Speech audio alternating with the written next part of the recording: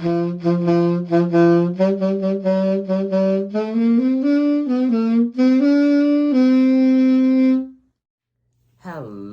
and welcome to the table. I'm your host, Teen Wolf, and today we are going to be covering my Legends Reignited deck.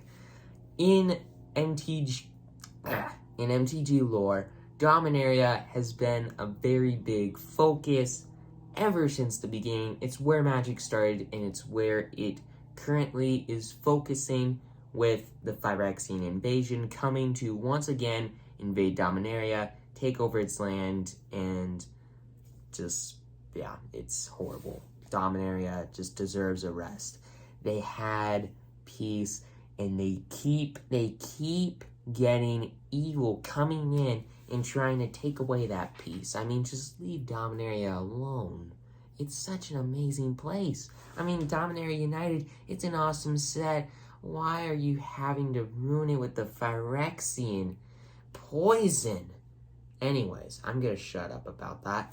So, this deck has a lot of legendary creatures because there are a lot of heroes coming back once again to finally take out and get rid of the Phyrexian threat once and for all. And this deck has 24 creatures in it, legendary creatures, legendary human creatures. So, this deck completely goes towards the theme of Dominaria and all of its heroes uniting once again to take out the biggest threat that they have ever had to face, and that is the Phyrexian menace that has been around ever since the beginning. And so, this is going to be, hopefully, where Dominaria finally beats that threat. So how does it beat that threat? Well, you're going to have to watch this video. And by the way, just because this deck is so legendary, and it's just all the heroes coming back together, there's zero modifications that I can do for this deck. I looked over it. I was trying to find some kind of modification that you can make to this deck. All the cards in here that are expensive are very good in the deck, so, I mean, it sucks, but that's just the way it has to be. It sucks. But, yeah. It stinks, but, yeah. And this deck, I'm just gonna tell you all how much it costs. This deck, costs $170. So, yeah. If you play Arena, then I would build this deck on Arena. But in paper, unless you want to buy this deck or proxy or something, it's a really solid deck. But kind of like with my 50 sub deck, wait until you actually buy all the cards in this deck and build it before, I guarantee this deck is going to be awesome, but just wait, just in case it's not great. So, I'm going to shut up. Let us get into the deck tech for this Legends Reignited deck. Alright, so as you already know, there's 24 creatures in this deck, and they're all legendary, and they're all human, so let's just get right into it. First off, we got 4 copies of Denic Pious Apprentice. And for 1 white and 1 blue, it is a 2/3 legendary human soldier with lifelink. And it's the main reason this is in the deck is because of lifelink, but it's also because of its ability, which says cards in graveyards can't be the target of spells or abilities. And as a lot of you know, the graveyard's going to be abused a lot in future standard, because there's just so much crap with sacrificing and then bringing back stuff and then it's just, this card's like, nah, let's not let that happen. I'm tired of this crap. Let's just not deal with it anymore. And it's got Disturb for 2, a white and a blue. But that doesn't really matter because, I mean, like, you can cast it from your graveyard for its Disturb cost. And it's a 3/2 with flying. And then whenever one or more cards are put into your graveyard from anywhere, you investigate. You make an add ability only triggers once each turn, by the way. You make a clue for 2 mana, you can sack it to draw a card, and then when it would be put into a graveyard, it would be exiled. So, I mean, the back's okay because it's got flying, so it's a little evasive.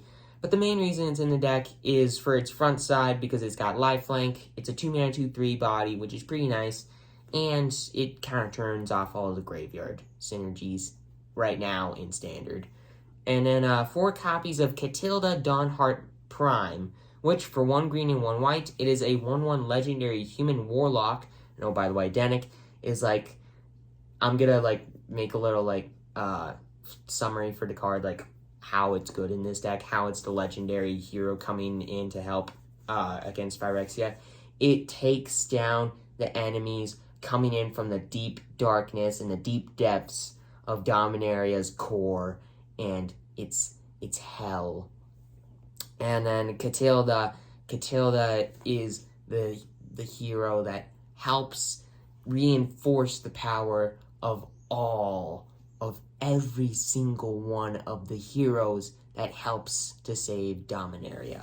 So, 1/1, legendary human warlock for 1 green and 1 white, protection from werewolves, and your humans, the main reason it's in a deck, humans you control can tap for 1 mana of that creature's colors. So basically, Joda taps for a mana of any color. That's pretty nice. And also, for 4, a green and a white, you can tap Catilda to put a +1/+1 counter on each creature you control, which doesn't seem that big, but it's still pretty nice because there are a couple creatures in this deck with lifelink, and it's nice to have bigger creatures in this deck. And then 4 copies of Shauna Purifying Blade. And this card, for 1 green, 1 white, 1 blue, is a 3/3 legendary human warrior with lifelink that says, at the beginning of your end step, you may pay X. If you do, draw X cards, and X can't be greater than the amount of life you gain this turn. But it's got lifelink, and you saw Denick, which also has lifelink, and there's another card in this deck that allows you to gain life. So it's pretty good to have. And Shauna is just one of the heroes, one of the warriors that helps to take out the Phyrexians, just like her hero, Sisay. She is the new Sisay that helps destroy and cut down all the Phyrexian menaces of the world. And then there's Helana and Elena, which for 2, a red and a green, is a 2/3 legendary human ranger, and with first strike and reach. And it says, at the beginning of combat on your turn, put X +1/+1 counters on another target creature you control, where X is this card's power, which another reason why which is another reason why Catilda is good, because it makes all your creatures bigger. And this can make another creature bigger. And that creature also gains haste until the end turn. So you play Joda, and then you give it haste with Helana and Elena, and you make it super big. And then 4 copies of that, and Helana and Elena is just one of the archers and another warrior that helps just kind of cut down the enemies and help kind of reinforce and help out their other friends. And then 4 copies of Urtai Resurrected, which for 2, a blue and a black, it is a 3/2 legendary Phyrexian human wizard with flash that when it enters the battlefield, choose up to 1 counter target spell, activate ability, or triggered ability. Its controller draws a card, or destroy another creature or planeswalker. Its controller draws a card. So, you can counter, you can destroy at flash speed, and it's a good body, and it's a wizard. So, this card kind of reinforces like the sneaky, out of nowhere nonsense that wizards just always seem to do, and it's just that card. It's just that card. And then after that, 4 copies of Joda the Unifier, which for 1 white, 1 blue, 1 black, 1 red, 1 green, it's a 5/5 legendary human wizard that says all of your legendary creatures get +X/+X, where X is the number of legendary creatures you control, and whenever you cast a legendary spell, exile cards from the top of your library until you reveal a legendary non-land card with lesser mana value. You may cast that card without spending its mana cost, without paying its mana cost, and you put the rest on the bottom of your library. The rest of the cards revealed. The rest of the cards exiled on the bottom of your library in a random order. So, Cascade with Joda. Make all your creatures bigger. Joda is another wizard that helps support all of your heroes, and it is the unifier. He is the one that brought all of them together. This is actually the card that inspired me to build the deck. Okay, this is not the card that inspired me to build the deck, but it was one of the cards. It was one of the first cards that I saw that inspired me to build the deck and unify all of these heroes together once again to help take out Phyrexia once and for all. And I'm just going to talk about the 3 artifacts in this deck that inspired me to build this deck. Mirror Box, which you may think is bad in this deck, but I think there are a couple of turns later on in the game where you're going to kind of be taking the game off. You're going to have some extra legendary creatures in hand that you can't play. You play Mirror Box and 3 mana artifact. The legend rule doesn't apply to permanents you control, so you can play those extra legendary creatures in hand, and each legendary creature you control gets +1/+1, and each non-token creature you control gets +1/+1 for each other creature you control that has the same name as that creature. So, your creatures get bigger. No, the legend rule doesn't apply. Later on in the game, this card can really help out any extra cards that you have in your hand, and you already have legendary creatures, and then boom, you can play them.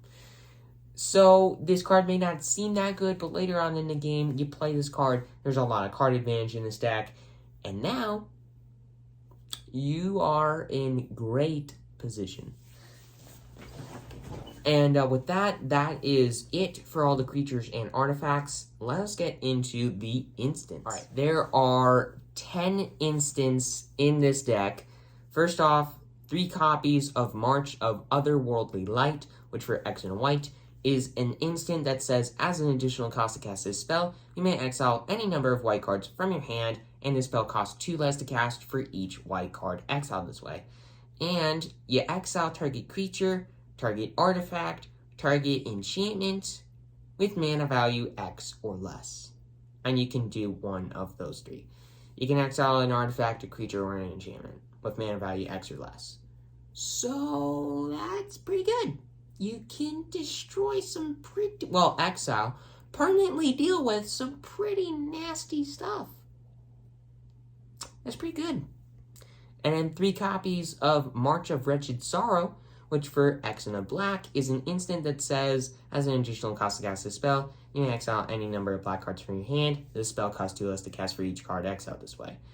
And then this card deals X damage to target a creature or planeswalker, and you gain X life. So, there's that other way to gain life in this deck that I was talking to you about earlier. Just put all your mana into this card and just get a ton of life.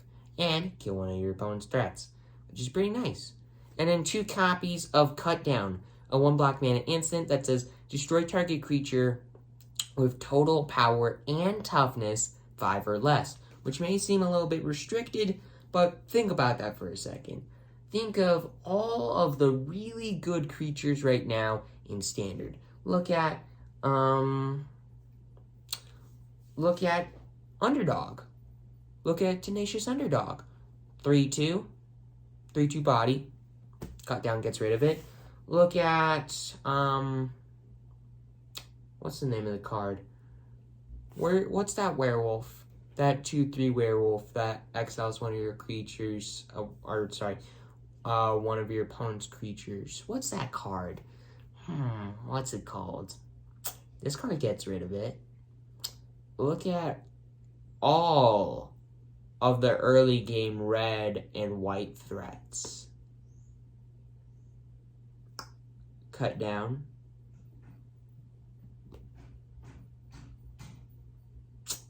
yeah, this card seems bad, but it's actually pretty good. It's actually pretty good. And then 2 copies of Make Disappear, which for 1 in a blue is an instant with casualty 1, and you can sacrifice a creature of power 1 or greater as you cast a spell and copy it. And new targets can be chosen for the copy. And then you counter target spell unless its controller pays 2, which is pretty nice. So 14 interactive pieces in this deck. And then you got cards that kind of cancel out graveyard effects, like Denick. So there's a lot of interaction in this deck. And with all of that aside, let us get into the 23 lands that are in this deck. Okay, so yeah, the lands in this deck aren't too expensive, but at the same time they are. Let me explain. So 4 copies of Adhikar Wastes, which taps for a colorless mana, or it can tap for a blue or white mana, but it deals the damage to you. And then 3 copies of Caves of Koilos, which is the same thing, except you can tap for white or black and have it deal 1 damage to you instead. So 2 really solid pain lands in this deck because there are a lot of blue cards, a lot of white cards, and a ton. Well, okay. There are a ton of blue cards, a ton of white cards, and a decent amount of black cards. And then also 3 copies of Yavimaya Coast, which taps for a colorless, taps for a green or blue, and have it deal damage to you. Pretty solid. And then I have 1 copy of each of the Triumphs in this deck. 1 copy of Zeator's Proving Ground. Land, mountain, forest, swamp. Taps for a black, red, or green mana. Enters tapped. You can cycle it for 3. Xander's Lounge. Same thing, except it's an island, swamp, mountain. Enters tapped. Taps for a blue, black, or red. Spar's Headquarters. Forest, Plains, Island. Taps for a green, white, or blue. Enters tapped. Cycle for 3. And Raffian's Tower, same thing, except Plains, Island, Swamp. Taps for a blue, white, or black. Enters tapped. Cycle for 3.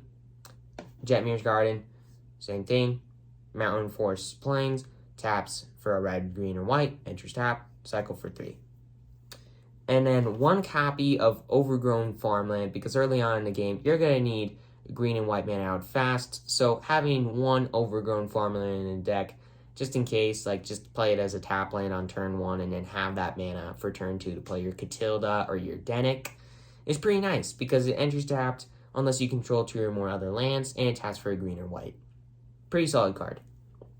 And then 3 copies of Secluded Courtyard, which you may remember from my 50 sub Defender deck, which has a lot of walls in it, which is the only reason why I put it in the deck. So this card, when it enters the battlefield, you choose a creature type, and it enters untapped, which is pretty nice. You tap it for a colorless mana, or you can tap it for a mana of any color, and spend that mana only to cast a creature spell of the chosen type, or activate an ability of a creature, for a creature of the chosen type. So you can tap that for a green or white mana to pay for part of Catilda's cost. To, like, tap her and put counters on all your stuff, which is pretty sweet. And with all that aside, that's actually it for lands. And